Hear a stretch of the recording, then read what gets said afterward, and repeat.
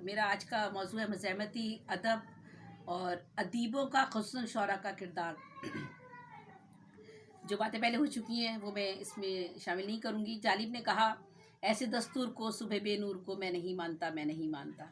जोश ने कहा, तुझको ख़बर है कि तेरी दुनिया में छोटों को बड़े निगल रहे हैं। अब्दुल करीम गदाई ने कहा, है यहाँ रिश्वत सतानी का चलन फैला हुआ और ग़ुलाम इब्ने ग़ुलाम फैले हुए हैं सफ़ ब सफ़। उस्ताद बुखारी ने कहा, इस धरती पर भूखों का है क्यों फाके से जिहाद, ओ साईं सोच सके तो सोच, क्यों ये कीना, क्यों ये जंग फसाद, और ओ साईं सोच सके तो सोच। और मैंने कहा कि चढ़ा दिए गए सूली पर और जुर्म ये था, हम अपने अहद की सच्चाई की अलामत थे। फिर मैंने कहा, जो सच कहे और सर कटा दे, ये हौसला है किसी किसी का।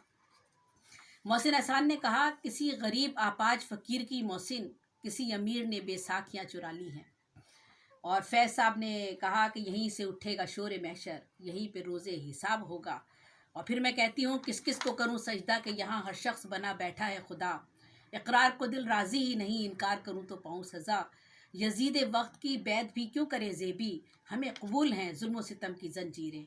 अहमद फराज साहब ने कहा कि बंदगी हमने छोड़ दी है फराज, क्या करे लोग जब खुदा हो जाए।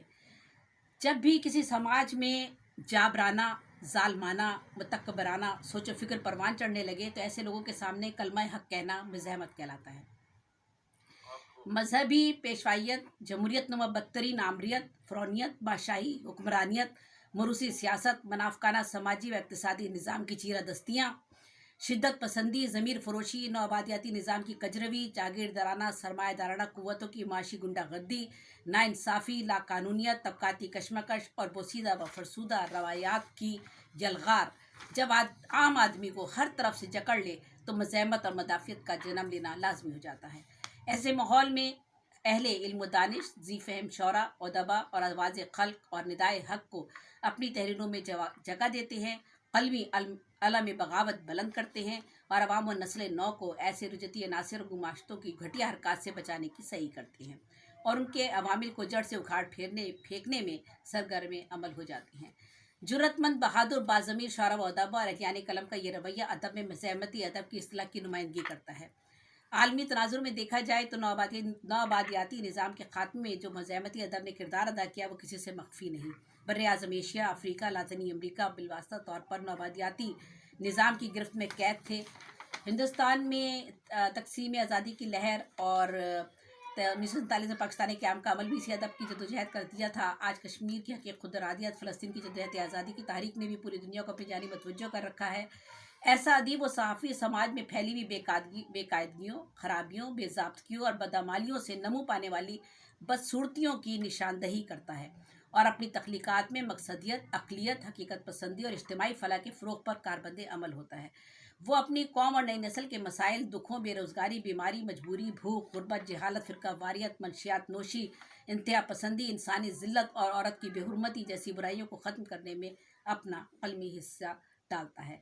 वो अपने मज़ाहमती रवैये से बददियानती, करप्शन, मकरोफ़रेब, झूठ, हवस परस्ताना और हकीर ज़ाती मफादात के हसूल के लिए खुशामंदाना चापलूसी सोच और फ़िक्र और कल्चर की मज़म्मत करता है।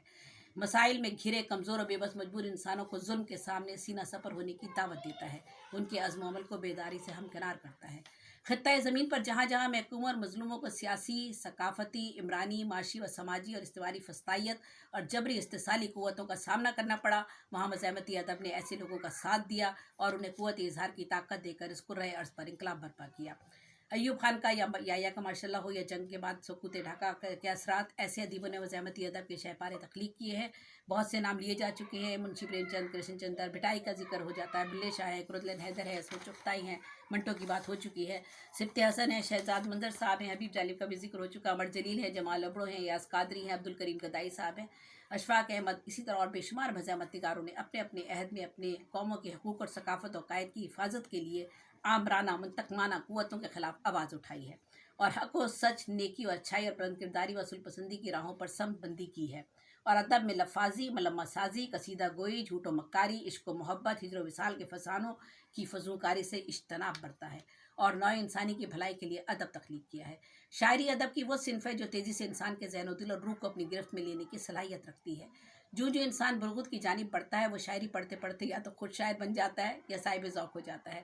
سب سے زیادہ نئی نسل شاعری سے متاثر ہوتی ہے۔ سوشل میڈیا اس بات کا غماز ہے کہ قومی اور ملکی مفاد یا عالمی انسان کی بھلائی کا کوئی بھی ایشو ہو، نئی نسل نے یک زبان ہو کر آواز اٹھائی اور سوشل میڈیا پر شعراء اور ادباء نے اپنے کلام اور نثر سے نئی نسل کو ذہنی اور فکری رہنمائی میں اپنا ایک کردار ادا کیا۔